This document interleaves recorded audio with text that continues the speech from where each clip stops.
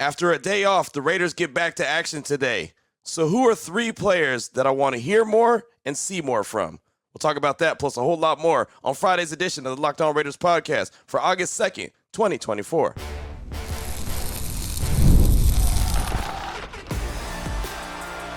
You are Locked On Raiders, your daily Las Vegas Raiders podcast. Part of the Locked On Podcast Network, your team every day. And welcome in, Raider Nation, to another edition of the Locked On Raiders podcast. Thank you so much for making the show your first listen of the day. Make sure you subscribe or follow for free on YouTube or wherever you get your podcast to get the latest edition of the show as soon as it becomes available. And as always, if you're checking us out on YouTube, you know we appreciate that. The show grows each and every day, and that's because of you and my man Ari. Raider Nation, obviously, big-time supporters of the show, and we appreciate that. And Ari is a big-time contributor. He does all the hard work behind the scenes. He's the reason why we are on the Locked On Raiders podcast YouTube page. It's all because of Ari. He does a great job. Shout him out. Look him up. He's on Twitter at Ari Produces. You can hit me up on Twitter as well at your boy Q254. And we got the Locked On Raider podcast voicemail line if you want to be a part of the show. 707-654-4693. Matter of fact, your calls and texts, a lot of feedback. Didn't get so many in on Thursday's show. Went a little bit long in segment number 1 and 2. So we're going to try to squeeze in as many calls and texts as possible as we close out the week really strong. We'll do that coming up in segment number 3. Segment number 2 had a fantastic conversation on Thursday with former Raider offensive lineman turned Raider color commentary now, Lincoln Kennedy. He's fantastic. Earlier in the week, had an opportunity to talk to Eric Allen, EA. It's always great to catch up with him, but had an opportunity on Thursday on my radio show, Unnecessary Roughness, on Raider Nation Radio 920 to catch up with Lincoln Kennedy. You'll hear that conversation, talking about the offensive line, talking about guys that need to step up, talking about JPJ, Jackson Powers Johnson, as he's missed 6 days of practice on the PUP list and how much further behind the 8 ball that's setting him. Lincoln Kennedy, fantastic conversation you'll hear in segment number 2 of today's Locked On Raiders podcast. Here in segment number 1, news and notes of the day. We'll give you the big news around the NFL and also what I'm looking for as practice gets back underway later on this morning, depending on what your time you're listening to it. Maybe practice is already over, but we'll get into all of that after I tell you about the title sponsor of the show, which is FanDuel. Make every moment more as well. Sports are really winding down, right? You got baseball, right? The trade deadline just went, and you know that teams are kind of jockeying and putting themselves in position for postseason action. This summer, FanDuel is hooking up all customers with a boost or a bonus daily. That's right, something for everyone every day, all summer long. Visit FanDuel.com to get started today. I'll tell you more about them later on in the show. And it's funny, man, Thursday was an off day, but it sure didn't feel like an off day. I was a busy dude. Wasn't out at the practice facility at the Jack Hammett Sports Complex at all on Thursday, as the Raiders weren't out there practicing either, so that was fantastic. But, man, just knowing how much attention the Raiders are garnishing right now, and there's a lot of folks, a lot of outlets that called me on Thursday, wanted me to put you a part of their radio show from ESPN Central Texas, my old stomping grounds, ESPN Las Vegas. Of course, that's my sister station that I'm part of and the program director of, ESPN Sioux Falls. They wanted me to be a part of the show to talk about the Raiders. Even Fox Sports in Fresno with my guy CK wanted me to talk all things Raiders. So a lot of different outlets, man, wanted to know all things silver and black, as they're a very intriguing team. Folks don't know to think if they're going to be good, if they're going to be bad, if they're going to be middle of the pack. What are they going to be? But a lot of good conversations around the silver and black. But the big news that happened on Thursday in the NFL that doesn't directly affect the Raiders, but it directly affects the Raiders, is that the Chargers announced Justin Herbert, their quarterback, was diagnosed with an injury to the plantar fascia in his right foot. Per the team, doctors have recommended approximately 2 weeks in a boot, followed by a graduated return to play protocol with the expectation that he'll be ready for the start of the regular season. Of course, that was from ESPN's Adam Schefter. And why does that pertain to the Raiders? Well, of course, because the Chargers are in the AFC West, and also the Chargers are the first opponent on the schedule for the Raiders. And there's a lot of hype behind Jim Harbaugh being the head coach of the Chargers. A lot of national folks are giving them the odds-on favorite to be that team to knock off the Chiefs in the AFC West. I was actually on a radio show on ESPN Sioux Falls, and they asked me, like, Q, who do you think is going to come in second? If the Chiefs are going to come in first in the AFC West, who do you think is going to come in second? I said, I think the Raiders,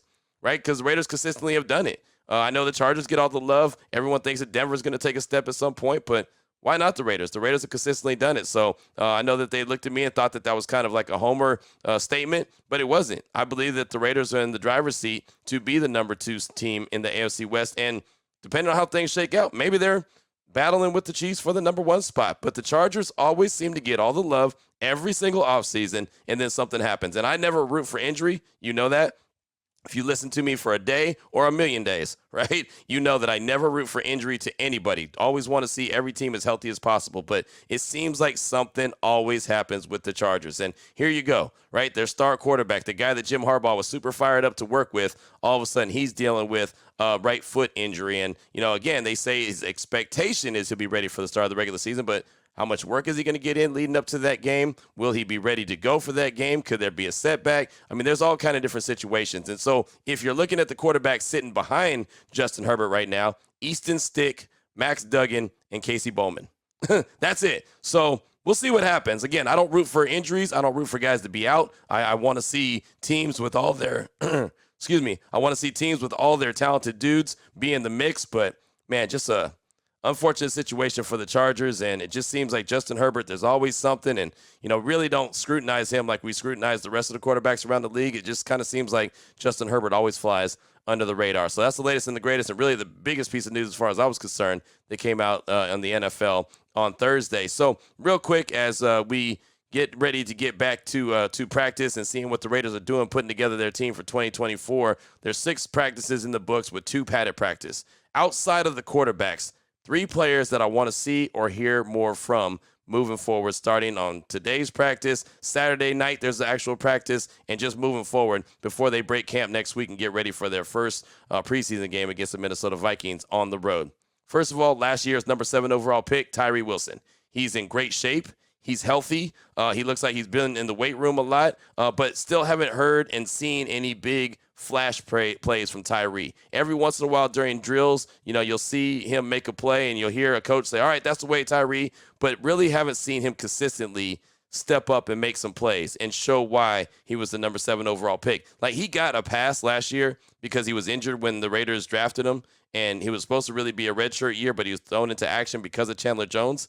He doesn't get a pass anymore, right? He's healthy. Now he's expected to step up. And I get it. Some guys don't step up immediately. Some guys take a few years. I mean, look how long it took for Malcolm Kuntz to step on the scene. But Malcolm Kuntz also wasn't a number 7 overall pick, first-round pick. When you're picked in the top 10, you're expected to be a top 10 player, right? So Tyree Wilson, fully healthy. He's jacked. He looks really big. But there's still times when he looks slow off the line of scrimmage, right? When he's trying at the point of attack, especially the 2 days that they put on the pads. Didn't really see him just shining like you'd like to see him. So Tyree Wilson is my number 1 guy I'd like to see more from. I feel confident, though, because it's Max, it's Christian Wilkins, Adam Butler, and John Jenkins also there at the defensive tackle position. Malcolm Kuntz has really stepped up in a major way. So you feel good anyway about the defensive line, but how much better would you feel if Tyree Wilson stepped up and really started to show why the Raiders selected him number 7 overall? My number 2 guy is a guy that I've talked about quite a bit, but I haven't talked about him in a great positive way. That's wide receiver Trey Tucker. We heard about all the offseason work. We heard that he was working on his hands, working on his feet. We heard that he was working with Aiden O'Connell. He told me the game has slowed down. He's able to make plays. And what I've seen so far from him, and I know it sounds like that I'm really, being hard on him and harping on the same point, but he's put the ball on the ground when he's had opportunities to make big plays, right? And I always look at big plays in the NFL, whether it's positive for your offense or positive for your defense. Like, there's an opportunity at a takeaway and you don't get it, I feel like you always get burned the next play, right? If a team has an opportunity to make an interception and like they drop it and put it on the ground, then all of a sudden the other team does something pretty big and makes you pay for not completing the pass or completing the play. And I feel the same way offensively, right? Every time I see Trey Tucker get behind a DB and have an opportunity to make a big play and he drops it, the next play is, something minimal or a would-be sack or, it seems like one bad play turns into another. He's got to get out of his head, right? I fully 100% believe he is in his head. I hope he took that day off on Thursday and really kind of reset and just said, you know what? I need to go out there and do what it took for me to get to the league, right? I know I can run routes. I know I'm a fast dude, and I know how to catch the ball. He's got to do that. I'm hoping that the next few days until they break camp to go to Minnesota, we're talking about, and I'm bringing up on the Locked On Raiders podcast, wow, Trey Tucker got behind Nate Hobbs or got behind Jack Jones and made a big play, touchdown shot. Aiden O'Connell hit him. Gardner Minshew hit him. We're talking about evaluating the quarterbacks. It's hard to evaluate the quarterbacks when they do make good passes. The other end of it's not completed. Right, and Trey Tucker has done the Raider quarterbacks no favors as far as that is concerned. So those are 2 guys, Tyree Wilson, Trey Tucker, that I want to really see and hear more from in a more positive light. The other guy I want to hear from is the rookie, DeCamerion Richardson. We like to call him DeCam Richardson, but I want to hear more from him. I want to see more from him, not in he hasn't been good, but in there's a lot of folks that are talking about him. There's a lot of folks that are looking at him. Every time I see a play that's not Jack Jones or Nate Hobbs or Jacorian Bennett, I look at my little roster. I'm like, there's DeCam again. There's DeCam. I want to hear that kind of momentum for him. I want to hear his name continue in a positive way, see him continue to build, right? I mean, Eric Allen was on the show a couple days ago. You heard him talking about him. He's got the traits. He's got the speed. He's got the size. He's raw. He just needs to keep trying to come into his own. I'm not asking him to be a shutdown corner right now. I'm not trying to ask him to be a starter right now. But if that guy can develop and he has the traits and he develops behind these guys, all of a sudden you're looking at an opportunity to have a really good secondary, a really young secondary moving forward, right? That's what you want to do. You want to have the talent, the first string talent, but you also want to have depth behind them. If DeCam Richardson can end up being that guy, that'd be fantastic. I'll say right now, he's off to a really good start as far as I'm concerned in training camp. Again, and the expectations are not sky high for him. They're not Tyree Wilson high for him at all, right? I mean, this guy was a later round pick, so he's expected to go along gradually and grow gradually, but he's got an opportunity to do some things. And really, it's funny, and I don't want to get too far ahead of myself. Talking about him the way I'm talking about him, and I've seen him so far in training camp, gives me those same Nate Hobbs feelings when he was a rookie as a fifth-round pick out of Illinois, and all of a sudden in camp, it's like, man, who's this rookie? Who's that fifth-round pick? Who's this 39 guy? Oh, that's Nate Hobbs. Okay, yeah, he's got a little something. And we all had expectations for Nate, even as a rookie. I'm not saying DeCam is in that same position because he's not needed as much as Nate was, so he probably won't be out there, but I do like the positive momentum. So Tyree Wilson, Trey Tucker, DeCam Richardson. Those are the three guys that I want to hear more from, see more from the next few days until the Raiders break camp and head their way to Minnesota to take on the Vikings for preseason game number 1. What about Lincoln Kennedy? What does he think about those players? What does he think about the Raiders offensive line? What did he see when he was out at Raiders training camp, especially when the pads went on? You'll hear that conversation I had with Lincoln on Thursday on my radio show. You'll hear that coming up in segment number 2 of today's Locked On Raiders podcast. Before we get to that, though, I do want to tell you about eBay Motors. Passion, drive, and patience. That's the formula for a winning championship. It's also what keeps your ride or die alive. eBay Motors is everything you need to maintain your vehicle and level it up to peak performances. From superchargers, to roof racks, exhaust kits, LED headlights, and more. Doesn't matter if you're into speed, power, or style, eBay Motors has you covered. With over 122 million parts for your number one ride or die, you always find exactly what you're looking for. And with eBay Guaranteed Fit, your part is guaranteed to fit your ride every time or your money back. With eBay Motors, you're burning rubber, not cash. With all the parts you need at the prices you want, it's easy to make your car the MVP and bring home huge wins. I got to give a big shout out to my guy, Jason. He actually tweeted out a picture just the other day of a whole bunch of car parts arriving at his house, and he is a car dude, right? You want to talk about eBay Motors and their parts. Yeah, I think Jason's had all the parts delivered to his house, but he just tweeted out just the other day all those parts that rolled in. So just do like Jason. Keep your ride or die alive at ebaymotors.com. Eligible items only. Exclusions apply. eBay Guaranteed Fit only available to U.S. customers. All right, Raider Nation, here we go. Segment number 2 of today's Locked On Raiders podcast. Time to jump into the conversation I had on Thursday on my radio show, Unnecessary Roughness on Raider Nation Radio 920, with the great Lincoln Kennedy, longtime offensive lineman for the Silver and Black, does the color commentary work side by side with Jason Horowitz now. Fantastic dudes, very knowledgeable. Always love catching up with Lincoln Kennedy. Now, I do believe that he was probably on his Bluetooth, so the sound is not as ideal as I'd like it to be, but it's still some good nuggets dropped by Lincoln Kennedy, who was out at Raiders training camp and observed the offensive line, just observed the team in general, and obviously has a great sense of what this team is and who this team could potentially be. So with that, all that being said, let's go ahead and jump into my conversation with Lincoln Kennedy. Great seeing you out at training camp, and I asked you the question when the Raiders put the pads on for the first time on Tuesday. What was it like for you when you got to camp and put the pads on and you knew football was back, at least with pads on? Well, first of all, you have to understand something. No one likes training camp. No one likes training camp. I don't care how cushy it became or how cushy it is. No one likes training camp, Q. So, it was like a necessary evil. And back in my days, it was like for around 4 to 6 weeks. So you can only imagine the sort of lifestyle that you had to put up with being around the same knuckleheads for that many weeks. But anyways, it was good to see football back because I'm not a big baseball fan. even though I had to cover it in my past life. And to each his own. I'm not saying anything's wrong with the game. I think it's a wonderful game. It's just not for me. I'm glad that we actually get to see people line up and hit people again. Yeah, no, I am as well, and that's why we're here in Costa Mesa for Raiders training camp. And a lot of the time that you were spending there at camp, you were watching pretty intensely what that offensive line was doing. James Craig is now the offensive line coach. What did you see just early on from your observations? Well, I know this. Offensive linemen and offensive lines take chemistry, and it takes time. Nothing is built overnight. And no matter how many veterans you have, when guys aren't used to playing with one another, there's a slight of a learning curve. And you think about that on top of, Coach Craig coming in, the new offensive line coach, there's a different tournament. There's a different offensive coordinator. It takes time to gel. The thing is that it's going to be, right now it's a work in progress. By no means stretch of imagination is it perfect. It's a work in progress. Can it come together? Yes, it can come together. Anything could happen. But will it come together? Well, that's the wait-and-see game. We have to wait on. The thing is that you're going to have to be very creative, and especially with this preseason, because as I understand it, AP and Coach Antonio Thurston said that he's going to play his starters during preseason, which is a surprise. Not a necessary unwanted surprise. I think it's a necessary surprise. But you just see in this day and age, a little side note, most coaches don't play their starters. So to see them play their starters is one thing, but it's also going to give them time to gel, because you know this as much as I do, Q. You don't have as many padded practices as you once did. So, every day that you take in pads, you can't take for granted. You got to get your work done. But more importantly, when it comes time to game time, Steve, you got to see how these guys show up and play.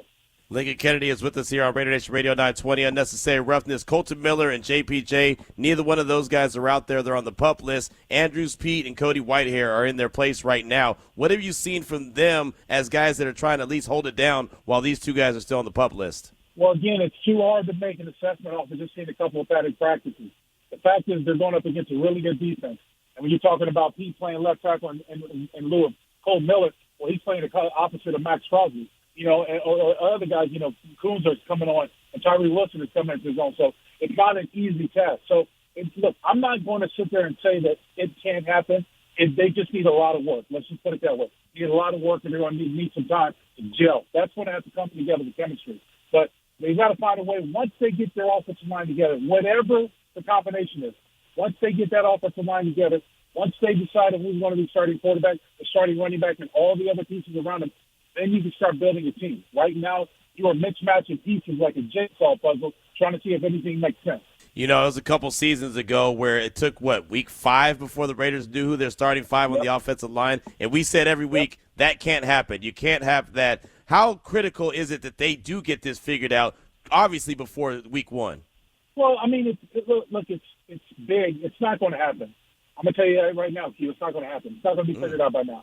Because, like I said, you got 2 people on the PUP list, and then the two people that you're considering to be starters, most likely on the PUP list, so you're already missing the pieces. And then, you still have the quarterback evaluation. What's really hard for this staff and Antonio Pierce to evaluate is just where they are when you're going up against such a good defense. Because you can't take anything defensively away. The thing is that more times than not, offensive and defensive coordinators try to get together before practice and try to scheme one another. If I call this, what would you call this? Okay, let me see if it'll work against this. They try to do that, especially when they do team periods, and offensive has a priority versus defense has priority. Where it sits right now, what I've seen from practices, the defense is playing on a very high level. They are damn good.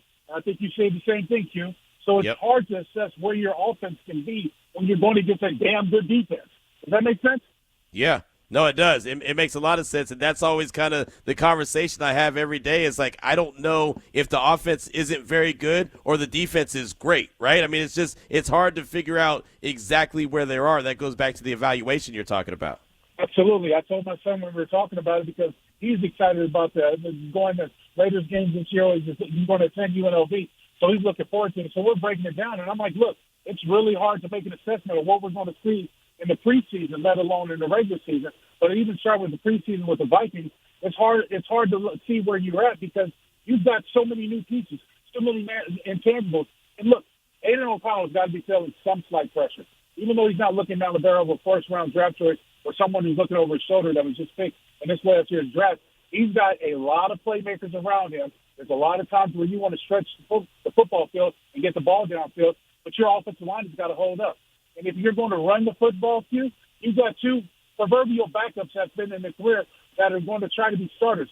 Somebody needs to take control of this offense, whether it's up front, whether it's a quarterback, or whether it's somebody has to take control of this offense. Wrangle these guys together and say, look, we're all we've got. We got to make it happen and go out there and do it.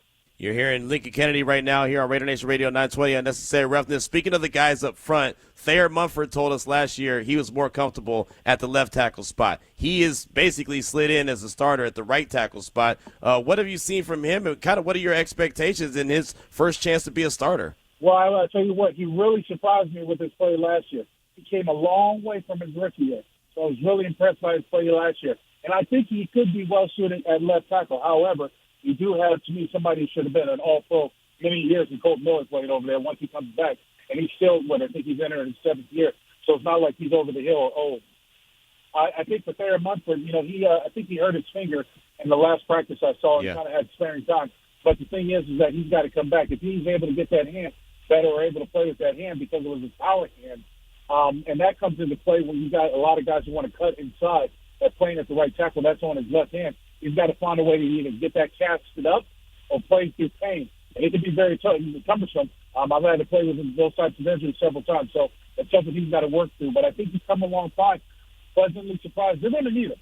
They're going to need all hands on deck because when you look at it here, and I know you've already done your fair share of evaluation like I have, go down the line, aside from Andrew Speak and Colt Miller, you don't really have a lot of experience on that offensive line.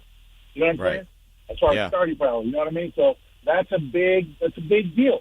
And offensive lines that come together in the National Football League, one, they learn how to play together, but two, they learn how to play on this level. It's not easy.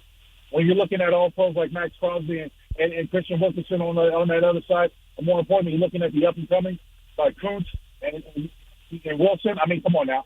The sky's the limit. Adam Butler playing well. I mean, these guys are playing out of their gore. It's really hard to create confidence when you can't win a battle. You can't win a one-on-one. When you can't win a run matchup. It's really hard to create that, confidence in those guys. Lincoln Kennedy is with us here, Raider Nation Radio 920, and you're going to be on the call with Jason Horowitz for these games. Do you have any idea of what you're going to be on the call and saying when it comes to this new kickoff rule? What are your expectations? Go ahead and take a drink of water. We'll be back in a second when the offense and defense starts, okay? No, to be honest, I think you're going to have a lot of special teams coaches create some sort of strategy, and you're really going to see how talented your kickers are from this point on, because there are creative ways that you can really expand on this kickoff rule. And I think it's going to really add a little bit more of a flavor to the game instead of having the normal touchbacks and stuff like that. Now the thing is, if the kick goes in the end zone, they get it on the 30-yard line, which is 5 yards better than where they had it for a touchback. If the kick rolls into the end zone, the defense has a chance to recover it, but they only get it on the 20-yard line, which is 5 yards less to the running back. So, and if it's kicked to the target zone, there are creative ways that you can do it, whether you're pulling guys, leaving guys unblocked. It's going to be interesting to see how long this rule stays in place before it goes back. Right, exactly. And Tom McMahon, the special teams coordinator, even told us there's times where they just might kick it out of the end zone and say, hey, you know what, take it to the 30, and we'll put our defense on the field and feel good about it. Well, you got a defense like ours? Yeah. I can see that as well. That's so unbelievable to even say that, right? I mean, I couldn't tell you the last time the Raiders had a defense that is as good as this one that we expect to see in 2024. I mean, Lincoln, it's been a long time, as you know. I mean, how great is that to have that opportunity to have a defense like that put on the field? Well, it's certainly great because it gives me a lot more to study and prepare for. And I love the challenge of doing that. But the thing is that I've been involved with them since 1995. Never have we had a defense that stands out like the defense we do now. But I'm a true believer because in 2000, I faced the Baltimore Ravens in the AFC Championship. And they kicked our ass. And they kicked our ass with a good defense. They had, by far, sort of an average offense, but they kicked our ass with the defense. So I know that it can happen. So there it was right there, the great Lincoln Kennedy on my radio show, and I'm so blessed throughout the regular season to have him on my show twice a week, like Tuesdays and Thursdays. We normally have him on the show. I think we might switch up the dates this time. Maybe it's Monday and Friday. I'm not too sure. But it's going to happen again where we have him on multiple times, so I'm looking forward to that. It's always great to pick Lincoln Kennedy's brain and hear what he has to say, and I thought he dropped some really good nuggets there in that conversation that we had. Coming up in segment number 3, what is on your mind? 707-654-4693. Your calls and texts are coming up next here on the Locked On Raiders podcast. Before we get to that, though, I do want to tell you about FanDuel. Anyone who's listened to this show or talks to me or knows me personally knows how much I love sports. I love them so much I never want them to stop. And we know we're in a part of the year where sports are not really as a matter of fact as they were, right? I mean, we saw the Hall of Fame game on Thursday night, so that's cool. You heard Lincoln Kennedy talk about he's glad football's back because he's not a baseball guy, but there's really a lot of baseball. Well, the good thing about FanDuel is no matter what the sport is or no matter what you want to do, FanDuel will keep you or let you keep the sports going whenever you want. All you got to do is open up the app and dream up any bet anytime you're in the mood. And all summer long, FanDuel's hooking up customers with a boost or a bonus daily. That's right, something for everyone, every day, all summer long. All you got to do is head over to FanDuel.com and start making the most out of your summer. FanDuel, the official sports betting partner of Major League Baseball. Here we go, Raider Nation. In segment number 3 of today's Locked On Raiders podcast. Your calls and texts straight off that Locked On Raider podcast voicemail line, 707-654-4693. Let's try to get as many in as possible. This one will start off with a text from Ohio Raider in the 419. What's up, Q? Thanks for what you do, as always. I know it's only training camp, but I'm starting to wonder if we should start thinking about another wideout. I know Tucker's been working hard all offseason, but it appears that he's still having some issues catching the ball consistently. We know the question we have at quarterback in the O-line. We just do not need any more issues. Go Raiders. That's Ohio Raider in the 419. Thanks so much for the text. I appreciate you. And, I wouldn't say that you need to go outside of the building to find another wide receiver. And I don't think that the gap between Tucker, the number 3 wide receiver, and the number 4 is that close. But I just think that it's something that he's got to continue to work on, and then whoever the Raiders have in the building, they could really help out. I think Christian Wilkerson, I think that guy, he can really end up being an asset. He was an asset last year, had a hell of a preseason, made the original 53-man roster. I think he could end up being a guy. The only thing is Tucker has that speed, and that's the difference maker. Like, there's nobody on this roster that's got the speed of Tucker, and they brought in some guys here and there, and Tom Telesco is going to bring some guys in that he's very comfortable with and knows about. But at this stage of the game, there's not just a big quality wide receiver out there that's got speed that's available, right? So I think you just got to kind of work with what you have. And Christian Wilkerson, I would think, is probably I don't want to say next man up, but he could be the next man up. He just, again, doesn't share the same speed as Trey Tucker. But they're going to give Trey every opportunity to be that guy. He's just got to go out there, and he's got to continue to get better. That's why I pointed him out in segment number 1. He's a guy that I want to hear and see more from the next few days at Raiders training camp. But Ohio Raider, thanks so much for that text. I appreciate you. Up next, got a quick call from Raider Sleet. He's calling to ask about the quarterback competition. Here he is, Raider Sleet. Hey, man, this is your boy Raider Sleet, man. I need to know who's winning the QB competition right now. Is it Aiden O'Connell or is it Garner Minshew? Now, I know you like to say you're unbiased, and I understand that. But I'm getting mixed reports. I'll be watching Hondo, and Hondo say Aiden is clearly winning. So what do you see? Just let me know who's making the better throws. I don't care who's more athletic when the play breaks down when nobody can touch him. Who's making the right reads? Who's getting the ball out on time? Who's making the best throws? That's what I need to know. Holla at me. Raider Sleet, thanks for the call, my man. I appreciate you. And look, in my opinion, nobody is winning this battle, right? I don't know how. I mean, I told you all the radio hits that I did on Thursday while the Raiders were off. Every single person, who's winning the battle? And I said the same thing. Nobody, right? It's almost like they don't want to win, right? Both quarterbacks have had moments. Wednesday, Minshew, he was clearly better, but Aiden has had his moments too. The one thing I can tell you, as a matter of fact, 100%, nobody is clearly ahead in this quarterback competition. So, again, I don't care who's telling you somebody's ahead. Nobody is leading the competition right now. Now, AP and the rest of the coaches and the players, they might have someone in their mind that they're either leaning to or want to earn the job. But from what they've done through 6 practices, nobody, and I repeat, nobody is winning that competition right now. Neither one of these guys have taken the bulls by the horn, AP's words, not mine, and ran with it. That's why I said on Thursday's show, somebody needs to say, the hell with this. I'm done. I'm going to show that I'm the guy. It's the mindset. The mindset's got to be there. That's what needs to happen for one of these two quarterbacks. They've got to flip that switch. Thanks so much for the call. I do appreciate you. Up next, got a text from Southern Indiana Raiders. Says, hey, Q, Southern Indiana Raider here, fresh off today's listen. I'm really happy to hear that the defense is looking strong. Health would be the key to success like always.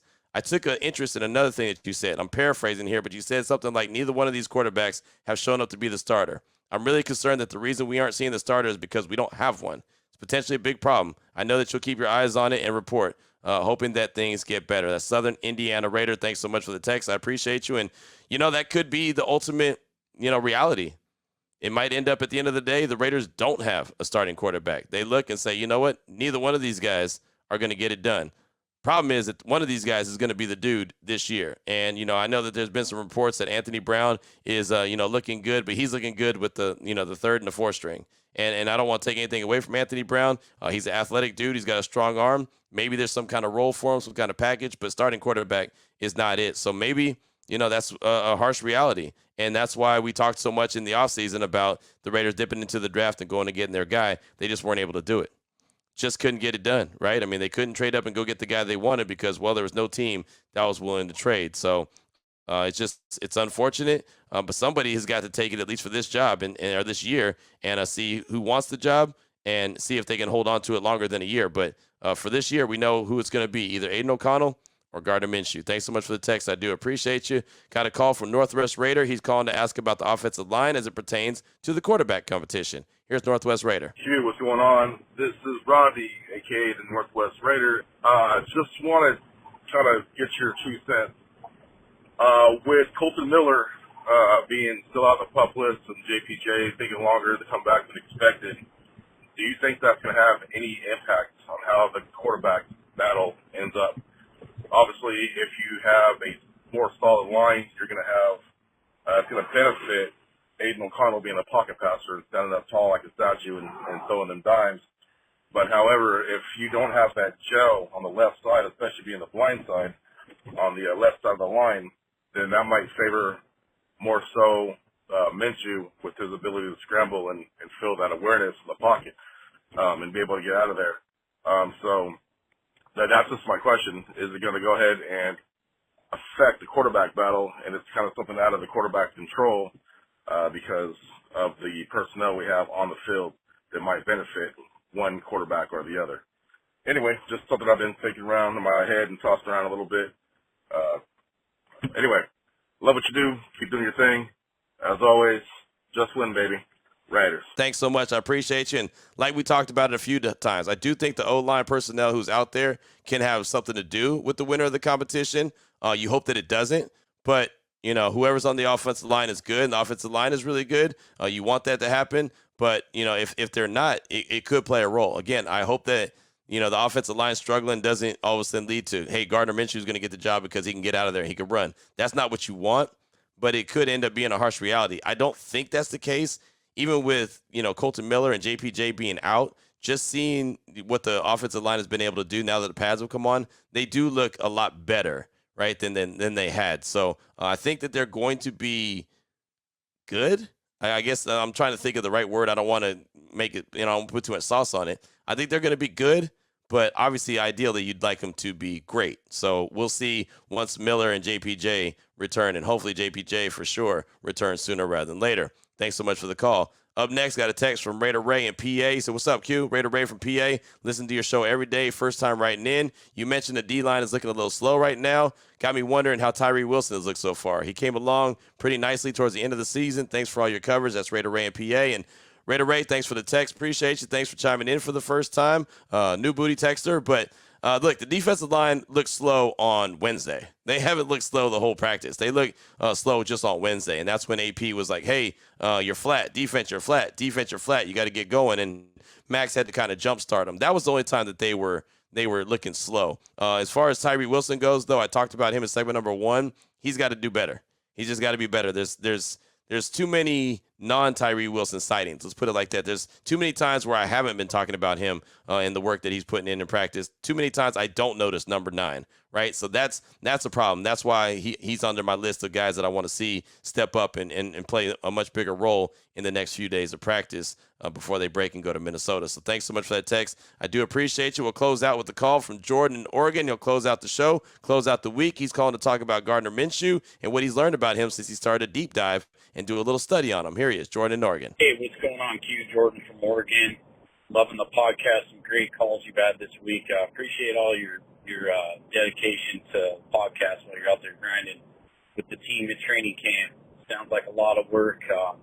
You've been doing a hell of a job. But, hey, reason of my call, just a couple quick hits I wanted to note on is, Gardner Minshew, before he joined the Raiders, I'll be honest, didn't have a big background on the guy. I didn't know a lot about him. Obviously seen him here and there throughout the last few years. And, last thing I really remembered him was at Washington State having a pretty darn good year his last year in college football. But, one thing I wanted to just point out is of recent, I've just been kind of diving into his time in the NFL, just looking at his strengths, weaknesses, and really just kind of looking at any highlights that there is of him his last few years. And, it looks like to me his biggest strength is a little bit of the Emperor vision, being able to use his legs, but also the short to intermediate passing. Like that really seems to be where he's at. Like on his completion percentage and just looking at the games, he's had some pretty decent games. One that sticks out is the year for the Eagles where he backed up Hurts. A lot of his success, he had a couple good games where, that short to intermediate kind of crossing patterns and or routes and whatnot. And, I just think that kind of goes well with Getsy and just what that offense brings to the table. I know there's been a lot of talk of the double tight end sets, 12 personnel, and, you kind of look into that and see, like, what does that really involve? And, a lot of it's predicated big time on your run game as well as that short to intermediate passing. Obviously, there's always routes to the long ball as well, but it's set up for them to play a little bit of bully ball. And I don't know, I just think that could be a good fit for Gardner. Not to say he's a long-term answer or that he's, going to win this QB battle, but if you just kind of look at it from the standpoint of just what fits, I think he might be the better fit to what this offense is asking for. That's all I got, man. Appreciate everything you're doing. Peace out. Jordan, thanks so much for the call. Appreciate you, my man. And, Minshew's a guy that found a way to find a way. Right. He's been in the league. He's stayed consistent. He's found a way to, find his spot onto multiple rosters from Jacksonville to Philadelphia. Last year to Indianapolis, almost had them in the playoffs, and now the Raiders. Right. He's been able to adapt to whatever scenario is thrown in front of him. He's been able to be a quality backup to whoever he's behind, and they haven't had to change the playbook for him. Right. So he finds a ways to get it done, right? And who knows, he might end up being, because of one reason or the other, he might be a better fit for the Raiders, right? But one way or the other, he has to go out there, Aiden O'Connell has to go out there. They both have to prove that they could be the guy. So far, neither one of them has proved that they can consistently be the guy. And maybe that's it. Maybe you're just not going to get consistent quarterback play all season. And if that's the case, it's going to be a long season, and you're not going to go and win the 9, 10, 11 games that even I think that the Raiders could do. You got to get good, consistent quarterback play. So practice is going to take place today. We're actually talking to Antonio Pierce this morning. That's pretty exciting. So depending on what time you actually have listened to this show, we may be getting ready to talk to him, or we might have already talked to him. But practice is going on from 10 to noon Pacific time. We'll talk to some players following practice. They have a scrimmage on Saturday night, as a matter of fact. So look forward to that. I also look forward to finding a barber here in Costa Mesa that I can go to and get my hair cut, because normally I get a cut every Saturday in Las Vegas. So I got to find something to make sure, some barber to cut my hair. But that's my problems.